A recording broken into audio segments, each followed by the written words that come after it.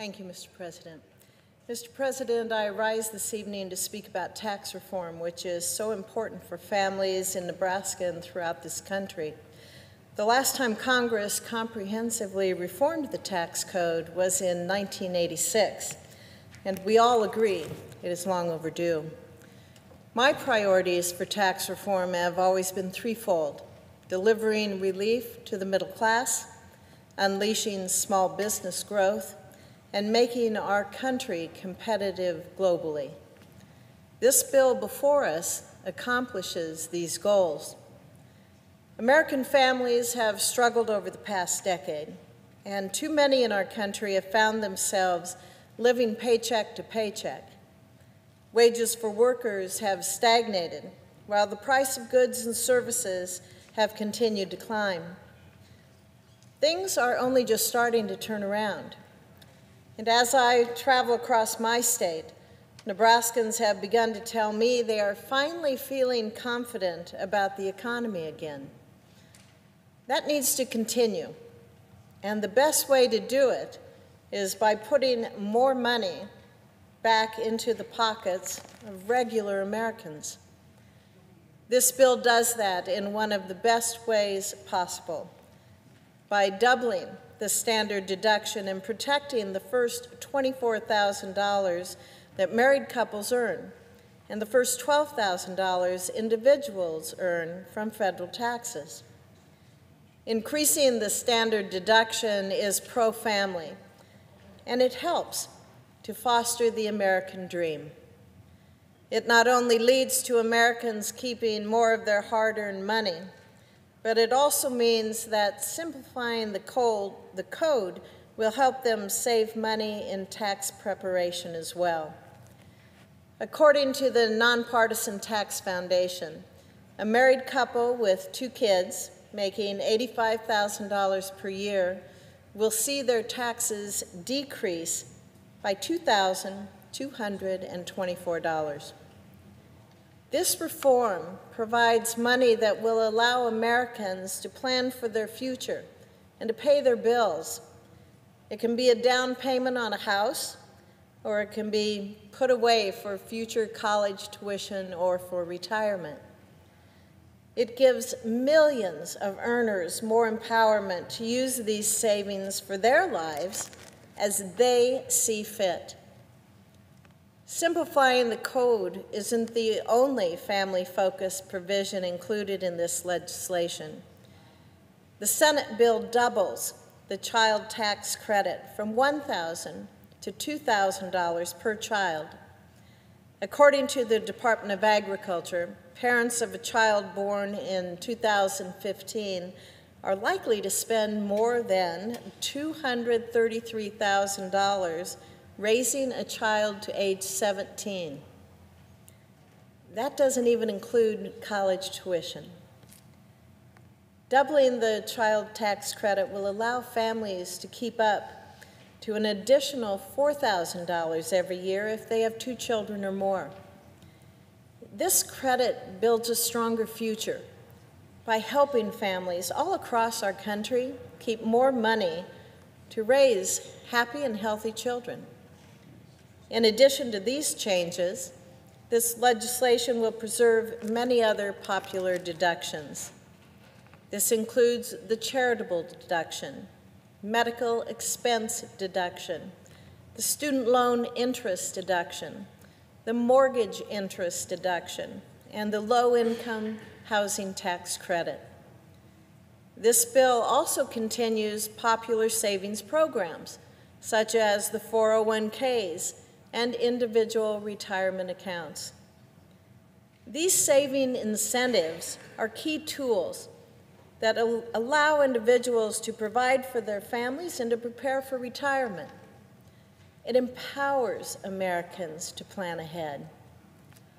There are also common sense provisions in this bill that have been overlooked during the current debate. These are changes everyone here can agree are long overdue. For example, this reform takes away the tax-exempt status for professional sports leagues.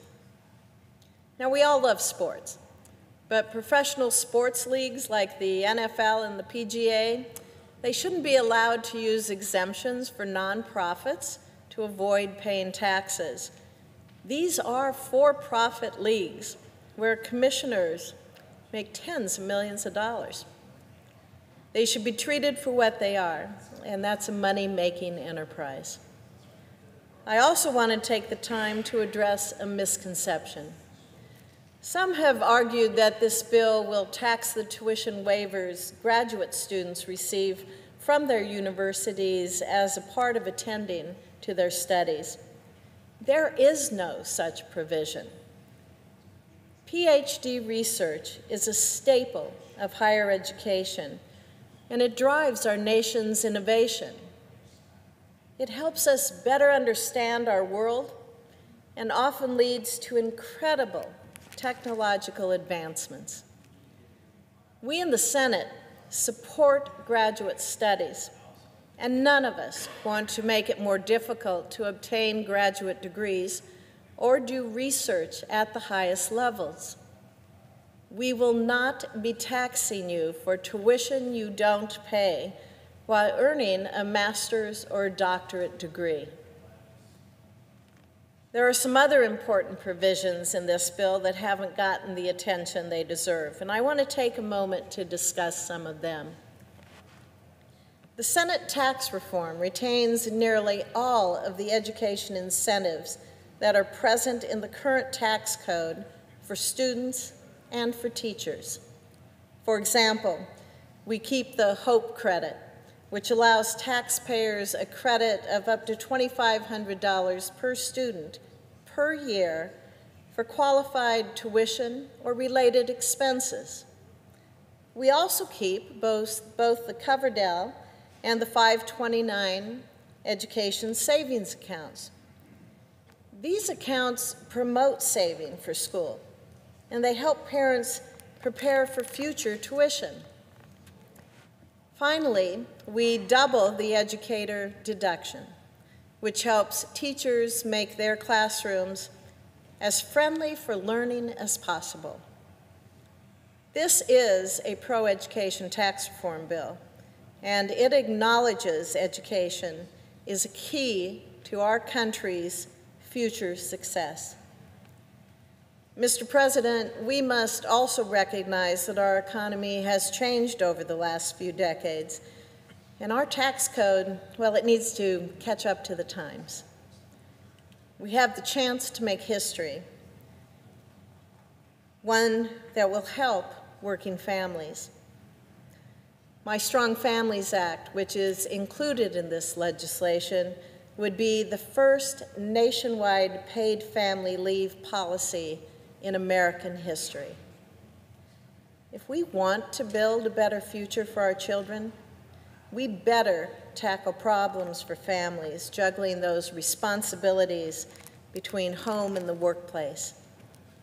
This plan has the potential to make life much easier for working families across our country by providing a tax credit as large as 25% for employers who offer up to 12 weeks of paid family leave to their employees.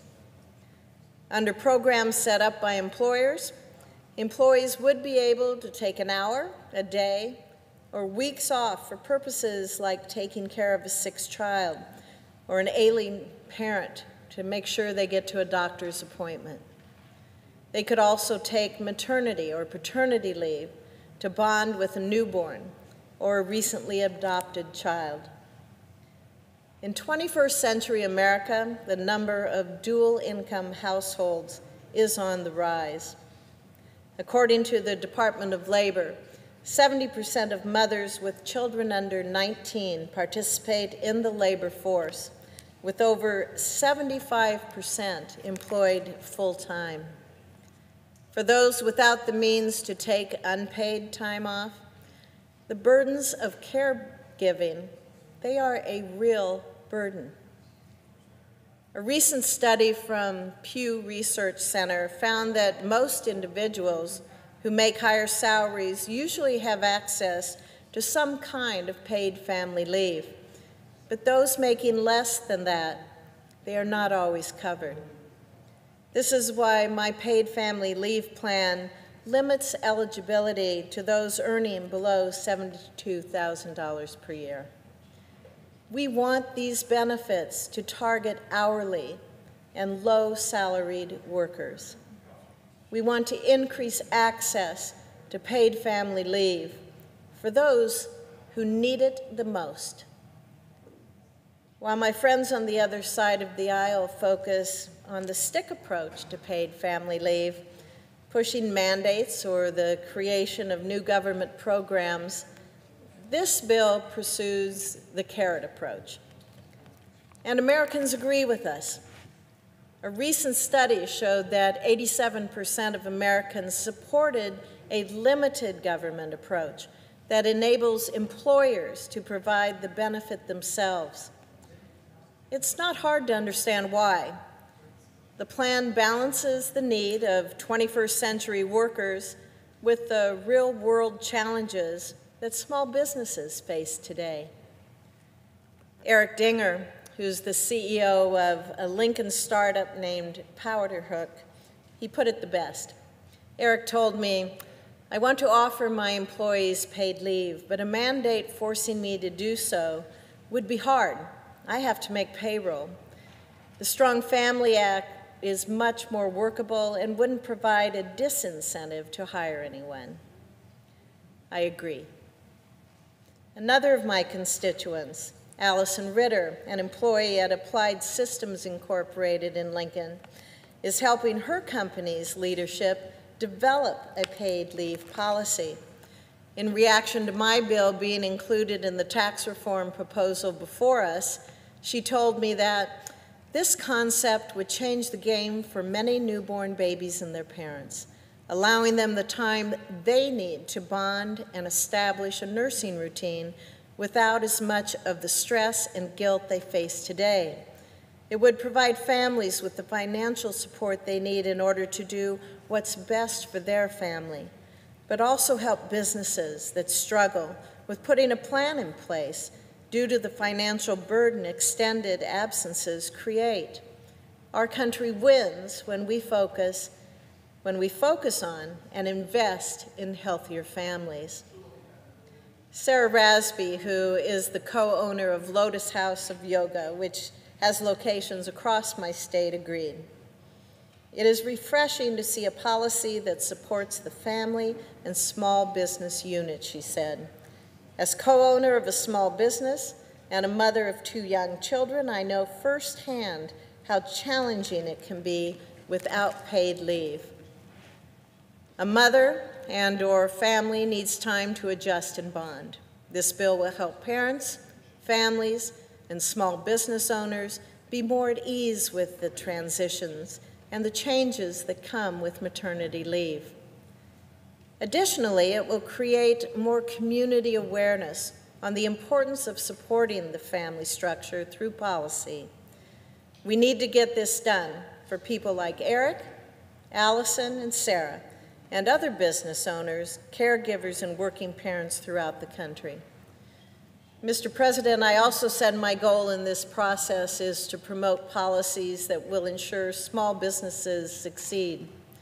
There are over 29 million small businesses throughout our country, and these small firms, they drive our economy. They have generated over 60% of the new jobs created over the last 2 decades and have made up nearly 98% of our exports. They are often the face of our country to the world. This reform will provide small businesses with additional incentives to invest and grow. When small businesses make money, they invest it back into their businesses and help grow their local economy. Places like Lincoln and Omaha are well known to the entrepreneurial community as bustling hubs of innovation. This bill provides a 17.4% deduction for the large majority of small businesses, which will lower their tax bills and give them more financial flexibility. The preservation of things like the 1031 like-kind exchanges and the stepped-up basis will further help our small businesses, especially agriculture businesses. Small businesses don't have the professional resources to deal with a tax code that comes in at over 74,000 pages. Simply doing taxes, let alone paying them, has become a burden on too many of our small companies. Moreover, they cannot take advantage of all the corporate deductions or the little-known loopholes like big companies can. This is not fair. It hurts our competitiveness globally, stifles strong economic growth, and it favors big corporations, which have offices full of lawyers and accountants. This tax reform lessens this disparity and deserves support from everyone who wants to promote American entrepreneurialism. Lastly, this legislation goes a long way toward making America competitive internationally. A large part of this is lowering the corporate tax rate. At 35%, America's corporate tax rate is a full 13 percentage points higher than the average rate of our competitors from the developed world. This is a big reason why companies are fleeing our shores and they're choosing to set up their headquarters or invest outside of America. These so-called inversions have been on the rise in recent years, and there's little reason to think that trend will reverse if we stand by and do nothing.